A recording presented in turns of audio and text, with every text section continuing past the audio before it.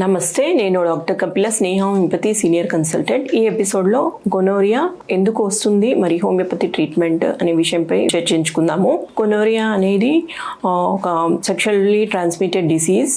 ఇది Nigeria gonorrhoea అనే bacteria వల్ల వస్తుంటుంది. ఎవరికైతే బ్యాక్టీరియల్ ఇన్ఫెక్షన్స్ తరచుగా వస్తాయో వారిలో, మరియు అరక్షితంగా సంబంధం చేసినట్లయితే మరియు వచ్చిన వారితో కాంటాక్ట్ అయినట్లయితే ఈజీగా సోకుతుంటుంది. పార్ట్నర్లో ఎవరికైనా ఉన్నట్లయితే అది ఇంకో పార్ట్నర్కి వచ్చే ఛాన్స్ ఉంటుంది. మరియు బ్లడ్ ట్రాన్స్ఫ్యూజన్స్ వల్ల కూడా ఎక్కువగా వస్తుంటుంది. గర్భిణీ స్త్రీలలో ఒకవేళ తనకి ఇన్ఫెక్షన్ వచ్చినట్లయితే అది బిడ్డకు కూడా వచ్చే అవకాశం ఉంటుంది. కాబట్టి ఇది మనకి బ్లడ్ టెస్ట్ వల్ల ఈజీగా నిర్ధారించుకోవచ్చు.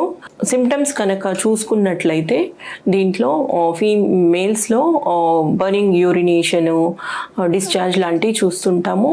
మహిళల్లో వెజైనల్ డిశ్చార్జు, పొత్తి కడుపు నొప్పి లాంటివి చూస్తుంటాము. ఇంకా మన హోమియోపతి ట్రీట్మెంట్లో గొనోరియల్ రికరెంట్ ఇన్ఫెక్షన్స్కి మెడోరినం 38 చాలా బాగా పనిచేస్తుంటుందండి. మరికొందరిలో ఇన్ఫెక్షన్స్ అనేవి తరచుగా వస్తుంటాయి, బ్యాక్టీరియల్ ఇన్వేషన్స్, గొనోరియల్ ఇన్ఫెక్షన్స్ అలాంటివి. సో వారికి తూజా 30 చాలా బాగా పనిచేస్తుంటుందండి. కొంతమందిలో ఇన్ఫెక్షన్ వచ్చిన వారిలో బర్నింగ్ మిక్చురేషను, డిశ్చార్జ్ రావడం లాంటివి వస్తుంటుంది. వారిలో కైనాబిస్ సటైవా చాలా బాగా పనిచేస్తుంటుంది. మరికొందరిలో పస్ డిశ్చార్జు, బ్లీడింగ్ డిశ్చార్జు, లేటెస్ట్ స్టేజ్లో అగుపడుతుంటుంది.